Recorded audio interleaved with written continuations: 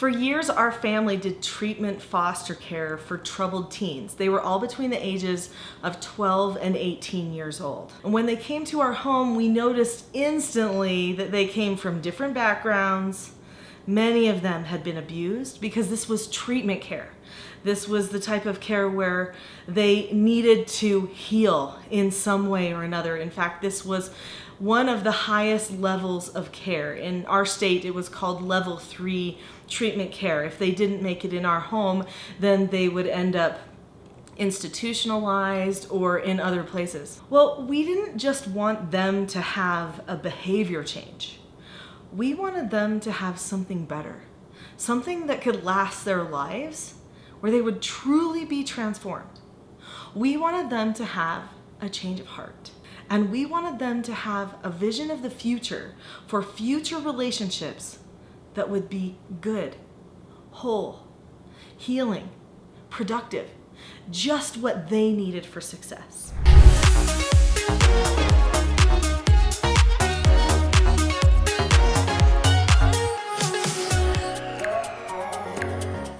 In this video, I'm going to teach you the 7 family truths that we practiced and taught our foster children so that you can help your family have a change of heart and improve your family relationships. These 7 family truths are truly life-changing. I was raised in a home where our family did weekly family activities. I have to admit, sometimes they didn't go very well because our bond wasn't as tight as it should have been all the time. But my parents tried to have these family activity times, and that gave us a focus of where we were going. Number 1 is be present. You've got to be there with your children and have deliberate activities with your children. When I went to teach in China back in 2010, after the BBC show aired, I was asked to go there to help strengthen families. The Chinese officials that asked me to come said, "We want our children to get better grades. How do we help them get better grades?" And instead of teaching them things like how to follow instructions and how to respect authority, I said, "I think the first thing that you need is to have family activities with your children." They looked at me strange. "What? Family activities?" I said, "Yeah, because if you don't have a bond with your children, why are they going to care about what you want their grades to be like anyway?" Boom, light bulb, it made sense. We can't just be harping on the children for everything we want to see done, but never take the time to establish the relationship that we're wanting to have with them. So family relationships are a really great way to be present. Being present is more than just occupying the same space with a person. I think some families count family time as just being in the house together. There could be one person in their room listening to music, one person watching TV on the sofa, another person cooking dinner or doing a project of their own, and somehow they think that counts as family time. In our family, we do not count that as being present. If you're on a device or entertaining yourself in some way with a friend or something like that, then you are actually not being fully present. Being present means that you actually focus on the other person. You talk to them. You have an experience with them. You touch, you look in eyes, you have conversation. That's what it really means to be present. Do that in your family activities and with your family time, and you will notice a difference in your relationships. Truth number 2, you have to know your role. I wrote this book, Roles: The Secret to Family, Business, and Social Success, because when I wrote my first book, I realized that people's questions that they were asking me after reading the parenting book all related to them not fully understanding their roles as parents. What is the role of mother? What is the role of father?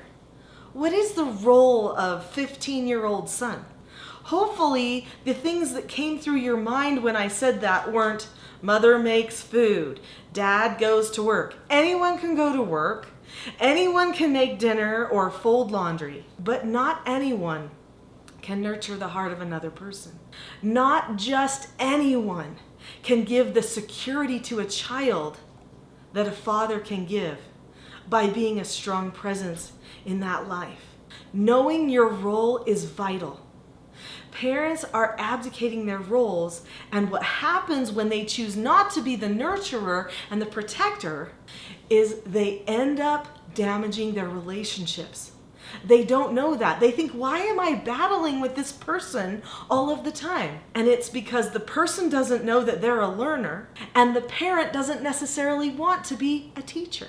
So what you have to do is you have to solidify what your role is. If you don't know what that is, get this book. There's a list of things in there that pertain to each of the roles, and they're not silly things like who's the chauffeur and stuff like that. The things that are listed on Mother's Day and Father's Day. Those aren't actually roles. Know your role. That helps everybody know who they are.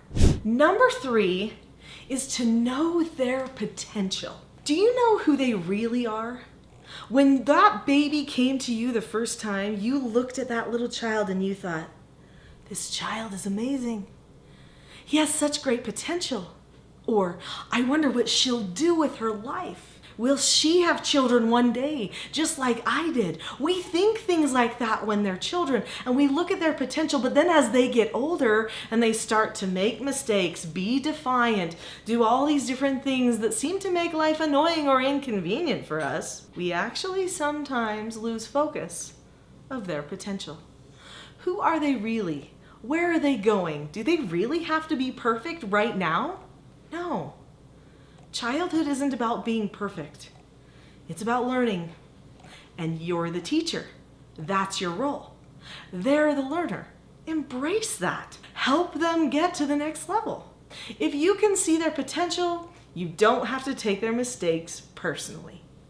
Seeing their potential is vital for improving your relationships. Number 4, plan for success. A wise leader doesn't ever bring the troops to the battleground or forward in the business until they've very clearly articulated the plan. Where is your family going? Do you have a vision of who it is that you're supposed to become?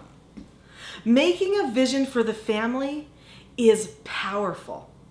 In the Teaching Self-Government model, we create 20-year visions where we look ahead 20 years in the future and we say, at this specific time, 20 years in the future, who do we want to be as the Peck family? What do we want it to feel like? What type of bond and connection is going to exist there? We even get as specific as to think, what conversations do we want to have? Because those bonds, those conversations have to be practiced now.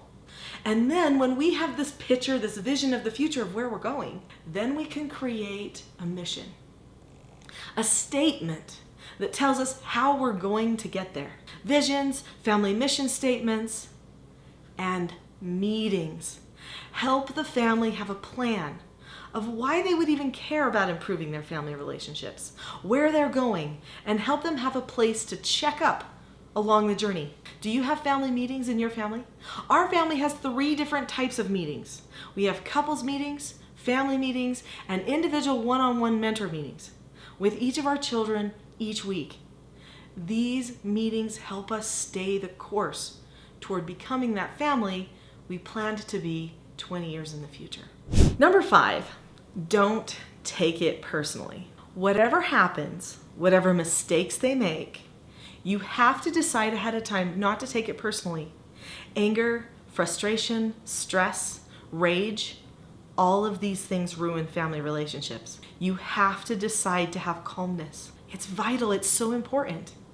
If you don't keep yourself calm, and if you are not ready to handle the problems as they come, then you run the risk of caring only about yourself in a discussion about a family problem. And that will never strengthen your family relationship. We should be constantly thinking about the group, not just about us and how we feel. And they shouldn't just be thinking about themselves and how they feel. When you're part of a family, everything you do relates to the entire group, not just to yourself. So don't take things personally when they go wrong. There's just no point. With my foster children, you'll remember there was one thing I really wanted for them, and that was for them to have a change of heart. Number 6 is connect with them heart to heart. Even if it's in the moment where they are out of control, I look in their eyes and I envision my heart going to their heart. And I think, I love you. I love you. As I'm saying the words to the correction calmly. I know what to say. And so since I already have programmed myself what to say, I don't have to worry about power struggling with them. I can just think of connecting with them. My eyes are the windows to my soul. Their eyes are the windows to their soul too. And when we both look into each other, we cannot deny that each of us has beauty and potential within. They can feel my love for them. And it's hard to push against that. They would have to literally look away in order to maintain the lie of the anger, the eyes. Help bond the hearts. Teach your children to look into your eyes and you look into their eyes. It'll be powerful. You've got to connect heart to heart. Your children should feel closer to you during and after a correction than they even did before. And of course, look in their eyes and hearts when you praise them as well. Truth 7, be calm. Calm communication establishes trust and understanding. Have you noticed when someone communicates in a way that's angry to you, that you immediately aren't sure what their intentions are? You immediately don't trust and back off. You try to find a metaphorical place to hide. Everyone does that. That is what starts a power struggle. You have to know how to communicate calmly in order to continue that trusting, bonding relationship that's going on. Now, there might be someone who's trying to push away from you. They're throwing every opportunity at you to disconnect that they can. But you can't do that. You have to have the skills that you need to be calm and okay and trusting and understanding no matter what they throw at you. It's actually possible. I want you to have that type of trusting and understanding relationship. So I have a free gift for you. I want to give you the Calm Parenting Toolkit. This is a new toolkit that I've created, and you get to have it for free to help you have the type of calm corrections, relationships, praises, laughing, fun, calm fun that you want to have. In the bottom of this video, below in the description, there's a link to the Calm Parenting Toolkit. Click that, it's yours for free. Enjoy it.